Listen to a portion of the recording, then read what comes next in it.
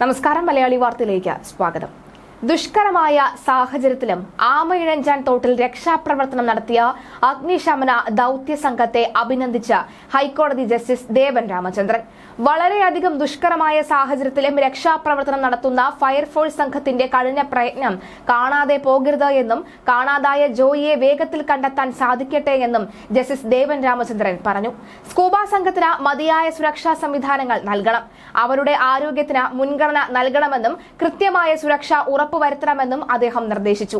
അഴുക്കുചാലുകളിലും ഓടകളിലും മാലിന്യങ്ങൾ കുന്നുകൂടി കിടക്കുന്നതിൽ പൊതുജനങ്ങളുടെ പങ്ക് വലുതാണെന്നും ഇത്തരം സാഹചര്യങ്ങൾ ഒഴിവാക്കാൻ ജനങ്ങൾ ശ്രദ്ധിക്കണമെന്നും അദ്ദേഹം വ്യക്തമാക്കി. ഫയർഫോഴ്സ് മേധാവിയെ ഫോണിൽ വിളിച്ച ശേഷം സ്ഥിതിഗതികളും ജസ്റ്റിസ് ദേവൻ രാമചന്ദ്രൻ വിലയിരുത്തിയിരുന്നു. നിലവിൽ ശുചീകരണ തൊഴിലാളിക്കായുള്ള തെരച്ചിൽ പുരോഗമിക്കുകയാണ്. എന്നാൽ 30 മണിക്കൂർ പിന്നിട്ടിട്ടും ജോയിയെ കണ്ടെത്താൻ കഴിഞ്ഞ ദിവസം സാധിച്ചിരുന്നില്ല. ഇതോടുകൂടി തന്നെ കഴിഞ്ഞ ദിവസം രാത്രി അവസാന നിമിഷം 30 മണിക്കൂറിൽ ഈ തെരച്ചിൽ അവസാനിപ്പിക്കേണ്ട ഒരു ഘട്ടം വന്നിരുന്നു.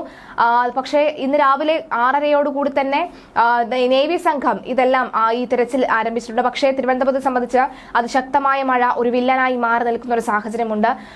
പക്ഷേ കഴിഞ്ഞ ദിവസം ഈ ജോയിയെ കാണാതാകുന്ന നിമിഷം മുതൽ പിന്നിങ്ങോട്ടുള്ള 2 ദിവസങ്ങളിലൊന്നും തന്നെ മഴ കാര്യമായി പെയ്തിരുന്നില്ല. പക്ഷേ ഇന്ന് രാവിലെ മുതൽ അതിശക്തമായ മഴയാണ് ലഭിച്ചിരിക്കുന്നത്. അതുകൊണ്ട് തന്നെ ഈ രക്ഷാപ്രവർത്തനം ഏതെങ്കിലും ഘട്ടത്തിൽ അത് ബാധിക്കുമോ എന്ന് കണ്ടറിയേണ്ടതുണ്ട്. എന്തായാലും തോട്ടിൽ മൂടിക്കിടക്കുന്ന ടൺ കണക്കിന് മാലിന്യങ്ങളും ചെളിയുമാണ് വെല്ലുവിളി ഉയർത്തുന്നത് എന്നാണ് സ്കൂബ സംഘം വ്യക്തമാക്കുന്നത്.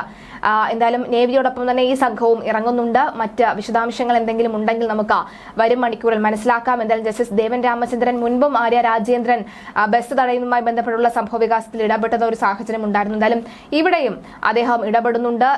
എന്തായാലും അധികൃതർക്ക് ഒഴിഞ്ഞു മാറാനോ കൈ കഴുകാനോ പറ്റുകയില്ല. ഇതൊരു അവസാന ഇരയാക്കണം, എല്ലാം വേസ്റ്റായി മാറരുത് എന്നടക്കമുള്ള കാര്യവും അദ്ദേഹം വ്യക്തമാക്കുകയാണ്.